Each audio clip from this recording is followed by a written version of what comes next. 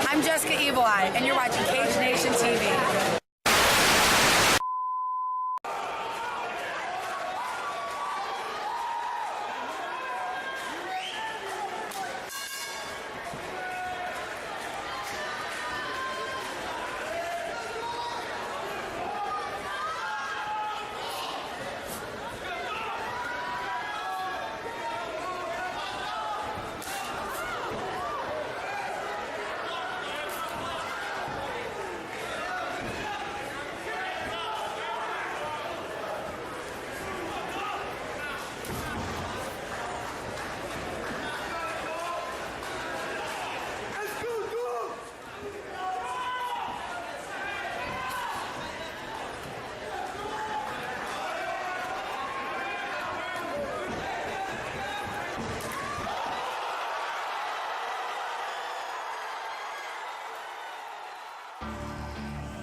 Let's go.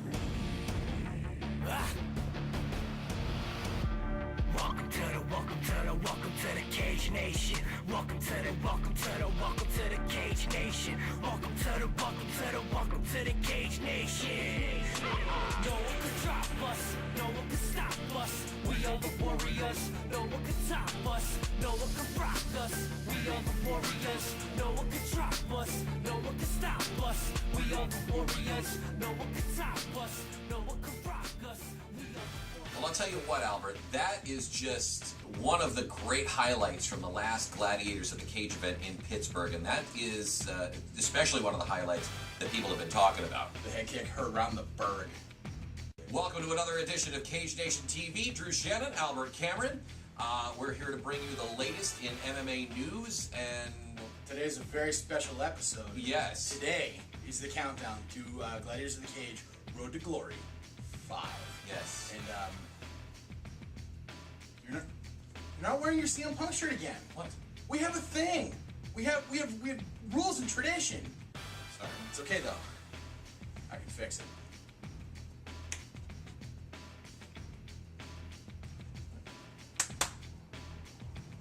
What are you doing? Oh, it worked last time. Yeah, it only works when I do it. Oh. Anyway, we're gonna count it. We're gonna tell you guys exactly why you need to be getting on your tickets for Gladiators of the Cage Road to Glory 5. We're gonna talk about some. That's right. Get on your tickets. Or get on it. Get your tickets. How about that? We're going to talk about the highlights from the undercard, some of the fights that we're looking forward to, and then we're going to give a special look to the main event of Tenyeh Skinnyman Dixon versus Chris Dempsey for the Gladiators of the Cage middleweight crown right here on Cage Nation TV. Coming up, Drew? We've got the Cage Nation TV Newsreel. Lots of news, and it's I'm telling you what, I'm assuming we're going to have a little tidbit about a good friend of ours who's a member of the Cage Nation who has just been picked up by a certain organization that we kind of said last week that she should be. Uncle Dana's listening to his favorite nephews, Drew and Albert. Or second cousin. I'm really twice removed from him. It's all coming up next. Cage Nation TV Newsreel right here on Cage Nation TV. Stick around. Since the dawn of furniture, there has been only one way to keep an infant from rolling off a couch or chair, and that is unsafely cramming cushions against the piece of furniture and hoping the baby doesn't work him or herself under them. Until now. Introducing the Zoster. The Zoster is a revolutionary infant safety product that easily wraps around a cushion to keep your baby from rolling off a couch or chair. The Zoster is made with a fleece material complete with a waterproof underneath to keep various liquids away from your upholstery.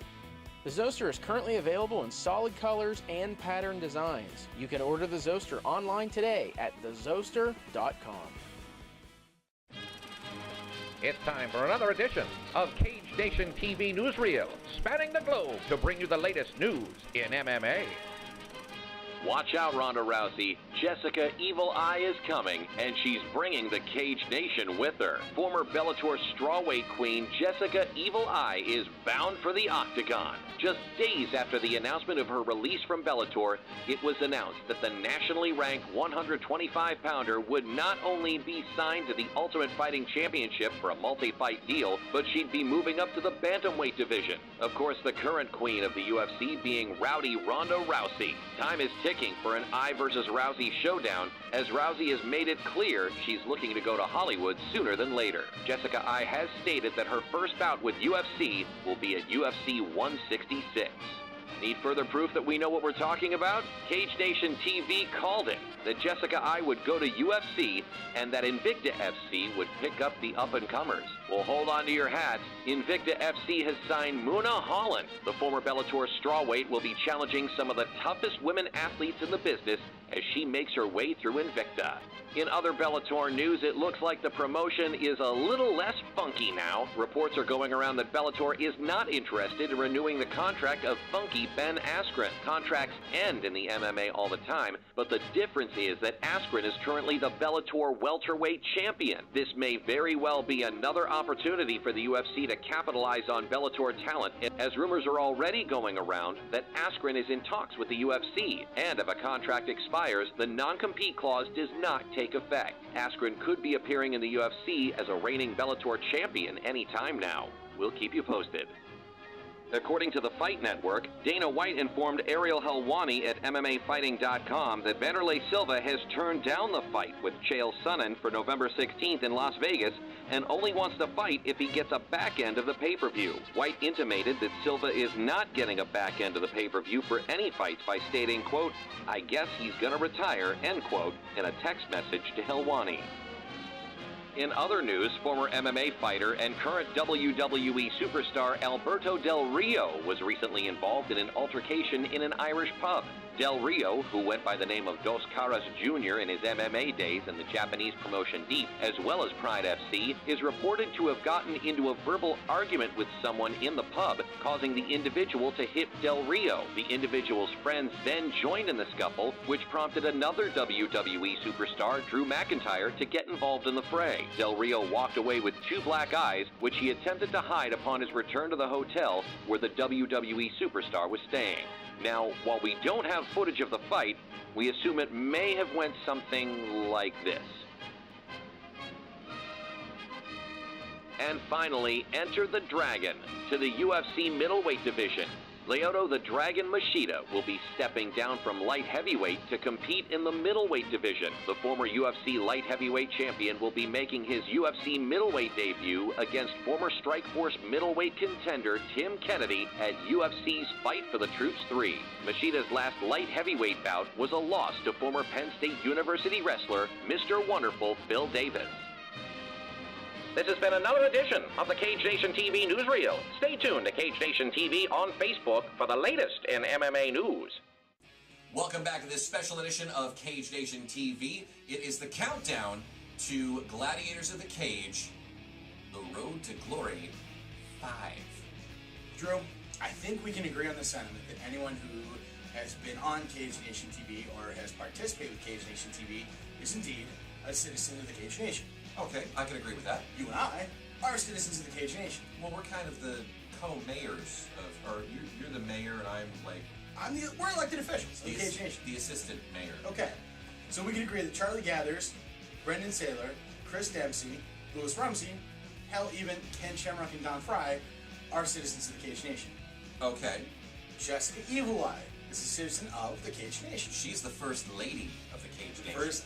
So, based on that logic, it is safe to say, because you all saw in the newsreel, Cage Nation TV has successfully invaded the Ultimate Fighting Championships. Atta girl, Jesse. We're very proud of you. We know you're going to do great, great things, and we're going to be so happy to cheer you on. I think we talked in the newsreel that there is a very small window of Jessica I versus Ronda Rousey, but I think Jessica can do it. I think she can too, and we're going to be looking forward to that fight in the, hopefully the months to come. Absolutely. Well, and I think we talked about it, or at least we're getting ready to talk about it. Jessica I normally fights at strawweight. Right. So now she's going to be fighting at welterweight, or bantamweight. Right. And it was well documented that Ronda Rousey goes through a lot of cutting weight. Well, now Jessica I doesn't have to cut as much weight. So if we get the rowdy one versus Jessica Evil Eye in the cage together, Jessica will be fresher. She'll have the freedom to put on a little more muscle mass. I think Rowdy Ronda Rousey is in for a really good fight, and congratulations again. The rowdy one versus the evil one. Will we see it? I hope to God so. Absolutely. She's deserved it. All right. Well, we've got this great card lined up for Pittsburgh, Pennsylvania, Gladiators of the Cage, Road to Glory 5, and we're going to run that down here right now. Right. Of course, I've got this week's script. We're trying to do our part for the environment because, hey, you know, Yeah. it's only one Earth, man. You know what I'm saying? Now, the last time we did a rundown show, we said that, hey, there's a lot of great fighters going to be at Gladiators of the Cage. We don't know all of them. We're going to talk to you about the ones we do know. Technically, the last time we did a rundown show, we were on an ABC affiliate. Still too painful. It's still too painful. Last time we brought to you a highlight countdown show, we said that there was a lot of guys from the area that we don't know. We're going to talk to you about the ones we do know. This is no exception. There's a lot of guys who are fighting on the card who are going to do great things. We just don't know about them yet. But because we're working with great promotions like WCC and Gladiators of the Cage, the Pittsburgh scene is really becoming part of our scene, and I love that. That's awesome. And we're really kind of expanding in a really good way. So we got some great fights, some things that as I was looking through the card that I'm really excited about, and of course we got the big main event. But first, Drew, let's talk about some of the undercard fights. Let's do it. Sean Downs versus Travis List. They're fighting for the AMI Lightweight Championship. Last time we saw Sean Downs fight, and we actually had the honor of calling Sean Downs' last fight. Right. It was at WCC 6. He fought another Sean. I'm not sure who the other Sean was. Sean Deal, maybe? I'm trying to remember. Hey everyone, it's Drew Shannon. Don't mean to interrupt the show. We're here in the editing room, which looks a lot like my living room for some reason. Sean Downs took on Sean Deal at WCC 6 on June 22nd, 2013, just this past year, a couple of months ago, and he won by triangle choke submission, Sean Downs did, to win the WCC lightweight title. There you go. Back to the show. Sean Downs wins that fight, by a triangle choke, I believe. And the choke was so severe that the other Sean, guys were storming the cage immediately, getting his legs elevated, trying to get blood back to his heart. That fight in particular, that triangle choke was devastating. So Sean Downs is 5-0. He's got a lot going for him. So now he's going to a bigger stage and a televised stage, because we were all excited about Gladiators of the Cage being on Root TV. So now Sean Downs is going to be on TV where I think he belongs. Now, Travis List. Travis List is a very, very good submission fighter. He knows how to stop fights, but so does Sean Downs. So, I think a lot of guys got a lot going for him, and I'm really looking forward to that one.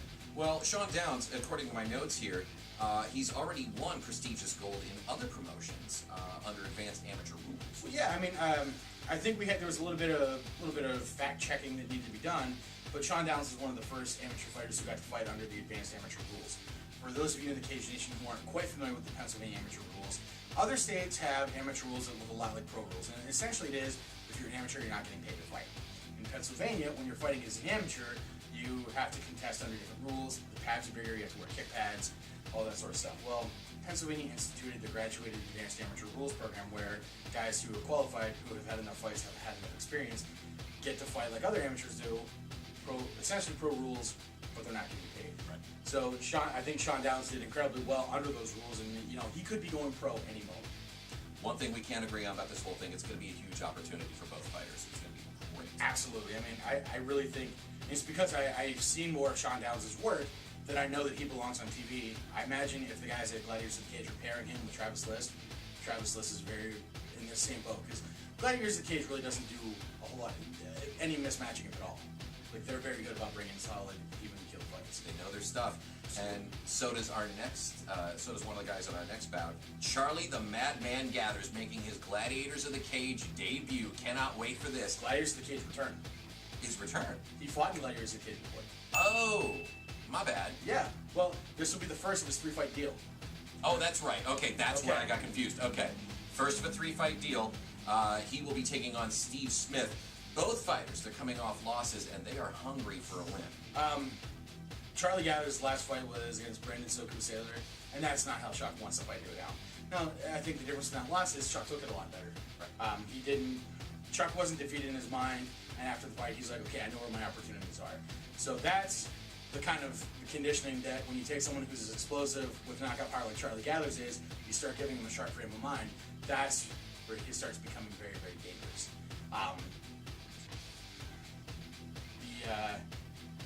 they're both in a spot where they need a win to get to a 500, to get a 500 record in their pro career. Once they get back to the 500 career, it's like essentially wiping this league clean. In a 500 career, you can get back to that spot where you get into a winning ways very, very easily. And both these guys need that to get the momentum swinging in their way. So there's quite a bit on the line here. Oh, absolutely. I mean, they're both these guys are excellent professionals, but to get to a base where whichever guy loses, he's gonna be in a pretty deep slump. But whichever guy wins is in a spot where he can start swinging momentum whichever way he wants. And it's that plateau where you can swing momentum in your direction is really where good pro careers really are launched from. All right, our next bout, Jason the Whip Willett taking on Todd, is it Bevan? Bevins, I think. Bevan. Yeah. Willett, coming off a loss in a furious fight against Mike Wilkins at North Shore's Rise to Power 2. That fight with Mike Wilkins is probably one of the most frantically paced fights I think I'd ever seen. Wilkins and Willett were both just throwing bombs. They were trying for great submission attempts. It was just a great fight to watch. It was so frantically paced. And those are the kind of fights where, what does Def Leppard say? It's better to burn out than to fade away. Well, again, Jason Willett didn't get the win, but it was an excellent showing for him. I don't think Def Leppard actually said that. I think it was in one of their songs. I got something. It's in one of their songs. But did somebody else say that before they did? Music guy. I mean, I don't know. It wasn't. Well, I'm not talking musically. I'm talking about.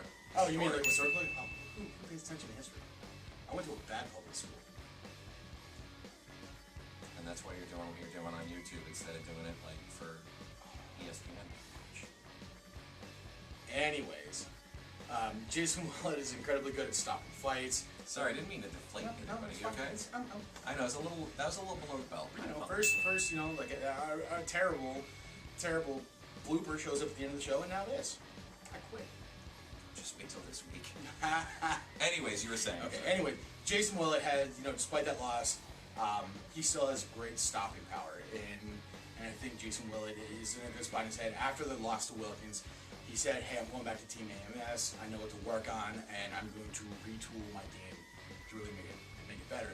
What Todd Bevins has going for him is Todd Bevins has a gas tank, and those sort of gas tanks are incredibly important, especially against someone who we know can fly around the cage like Jason the Whip Willett can. Right.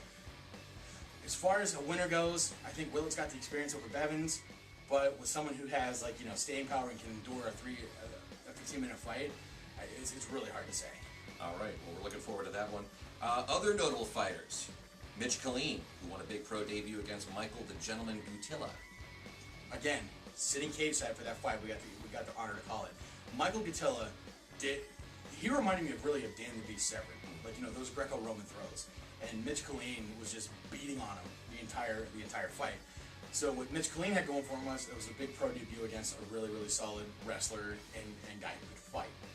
So Mitch Killeen said, he's good, but I'm better, and that was really evident in winning that fight. So I think Mitch Killeen being at Gladiators of the Cage is another great opportunity for him, and I'm looking forward to it. Bexod, whose last name I know. I like Bexod. We had a good chance to talk to him. He's a really great guy. I just, for the life of me, his last name is unique, and I can't pronounce it. It's a fault of mine. Bexod. We'll just go with Bexod. Yeah, I mean that rear naked choke he stopped his last fight with was absolutely incredible. It was a great show that he can stop fights. Which I can't wait to see more of him. I think he's got a lot going for him.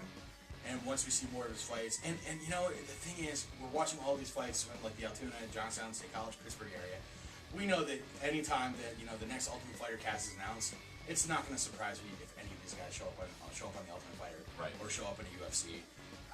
They are so good, and I think Bexod's one of them. He has a couple pro fights under his belt, and I think he's as good as gold. Well, we're going to see what happens. Gladiators of the Cage, Road to Glory 5, September 7th in Pittsburgh, Pennsylvania. Get your tickets now. Be there for this unbelievable bout. I mean, this unbelievable night of fights. Absolutely. It's going to be incredible. If you missed out seeing it live back in June? July? Was it July? It's been a while. I don't know. July 19th? I think so. Yeah, July 20th. Yeah, because 19th was... I ain't good for dates, I'm sorry. You remember what the 19th was? Yes, I remember that. Yeah, we won't talk about that. Nope. Because nauseum. Yep. Emphasis on nauseum. Ah. Anyways, if you missed the last event in Pittsburgh for Gladiators of the Cage, do not miss this one. If you saw it on television, on Root Sports, and you saw the great action, you're like, hey, I gotta go check that out live. This is your opportunity to do so. September 7th, Pittsburgh, Pennsylvania. It is Gladiators of the Cage, The Road to Glory 5.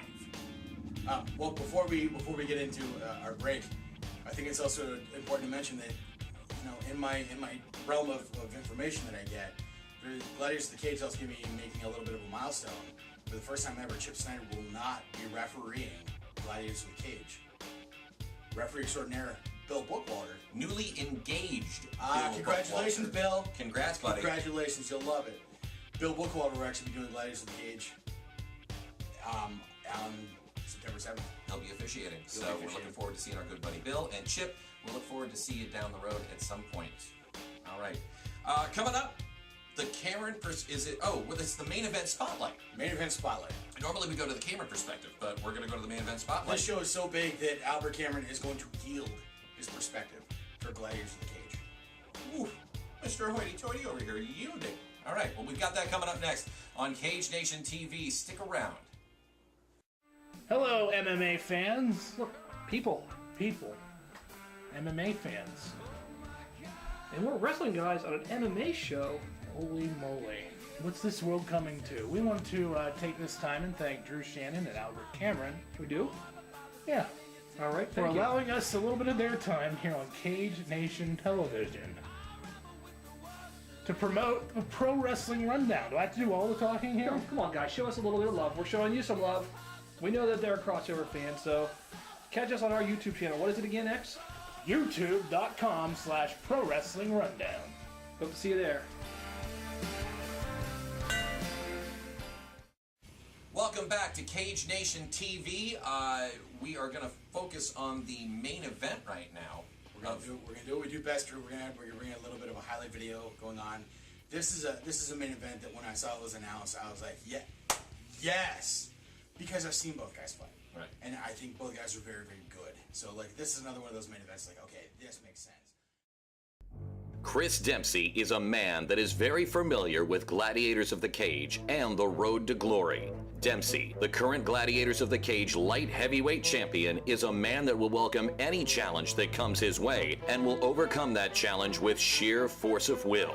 His last fight against Louis Rumsey changed a few times, and Dempsey changed along with it, securing the title victory. On September 7th, the Road to Glory is leading to the main event, and Chris Dempsey's opportunity at becoming Gladiators of the Cage first multiple title holder with a shot at the middleweight crown. Chris Dempsey, unbelievable and worthy of that title. You see 5-round fights, and you see a lot of guys being cautious, like, man, I don't want to gas. So like the first 3 rounds or so can be really, really kind of a snore. Mm-hmm. Not Chris Dempsey's last fight with Louis Rumsey. I mean, that fight was just, you know, it was really pedal to the metal the entire fight, and we really appreciated that. Louis Rumsey actually kicked Chris Dempsey in the head so hard that he broke his foot. Yeah. Just like Dante Adams did when he kicked Charlie Gathers in the head. So, ouch. You know, like it really hurts. Yeah, it's painful. He's going to be fighting Tenyeh Skinnyman Dixon. Tenyeh Skinnyman Dixon is a fighter as hungry and as ready to get at the fight as anyone. It's been almost 1 year to the day that Dixon last fought in the United States, and he's being welcomed back to the sport with open arms. Tenyeh Dixon is bringing 2 very important factors in this fight to bring the favorable odds his way. For one, he's a natural welterweight, so he's coming into this fight a fresher man that does not have to cut weight for the fight. Second, he's got twice as many fights under his belt, so experience is certainly on his side. The waist of Tenyeh Dixon was made to carry gold, and he's got his eyes on the Gladiators of the Cage belt. Tenyeh Skinnyman Dixon, no slouch, my friend. Oh, absolutely. Now, it's been almost a year to the day since the last time Tenyeh Dixon fought in the United States. And he fought Eric the Monster Moon. Now, without actually talking to Tenyeh Dixon, that fight was actually turned from a win from Tenyeh to a no contest, and I have never been able to find out why. Right. It could be any number of things with the regulations, but he, to the fans live in attendance, he actually won the rubber match with Eric Moon. Well, he took some time off, And now he's coming into Gladiators of the Cage. And the beautiful thing is Tenyeh Dixon is normally a welterweight. So now he's going to be fighting a middleweight. And when you move up a weight class, one of two things can happen.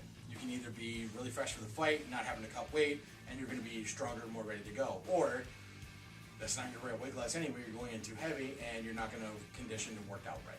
So, I mean, they don't call him Skinnyman because him and Albert on the Krispy Kreme diet. They call him Skinnyman because he's a naturally tiny guy, a naturally slender guy. Your eyes do look a little glazed. That was good. Sorry. That was good. Yeah.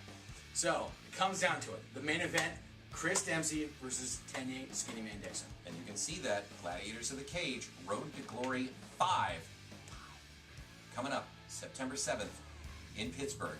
Do not miss your opportunity to check it out. So it comes down to, who does Albert Cameron think? Who does Albert Cameron think?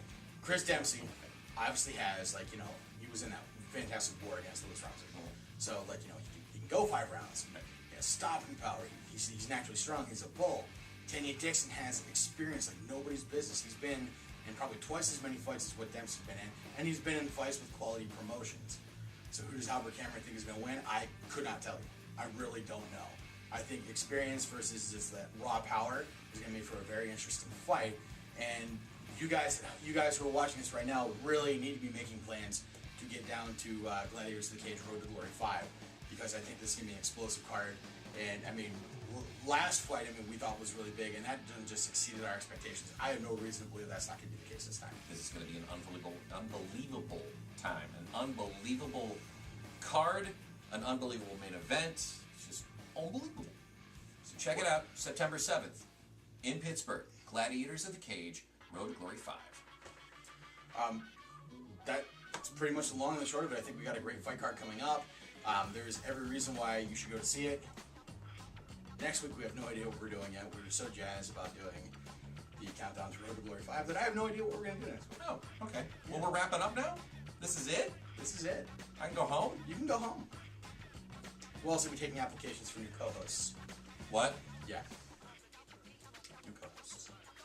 And a big congratulations to Eric now, because Eric got an autographed picture from Jessie I when she was just a Bellator fighter. Well, now she's on the big stage with the Ultimate Fighting Championships. That, my friend, is a collector's item. Oh, yes, it is. Oh, yeah. Well, and speaking of Bellator, too, the news about Ben Askren, that's another one of those things that just does not look good for Bellator. Letting a current champion out of, just letting a current champion's contract expire, it's not looking good. No, it's not. I mean, contracts expire all the time, but normally if you got someone who's a title holder, you want to keep on to that talent because clearly they've proven themselves. Exactly. So we'll see. We're going to keep our eyes close to the Bellator situation, keep our fingers on that pulse. In the meantime, make sure you follow us on Facebook, follow us on Twitter, and subscribe to this channel so we can bring all the good MMA action to you. Do we still have a website? CageNationTV.com? Absolutely. All right, just want to make sure about that. Absolutely. Check that out. Yeah. We'll see you next week here. Cage Nation TV, we out! Let's go!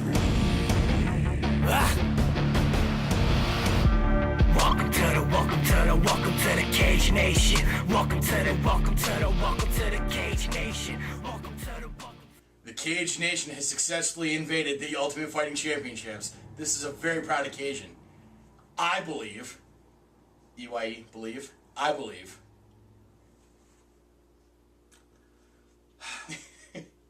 Yeah. Yeah. So, but we successfully. Damn it. God! You threw me on that one. Hey, don't worry. I'm the one that has to edit this now. Welcome back. Smart ass. I have something to say. It's better to burn out than to fade away.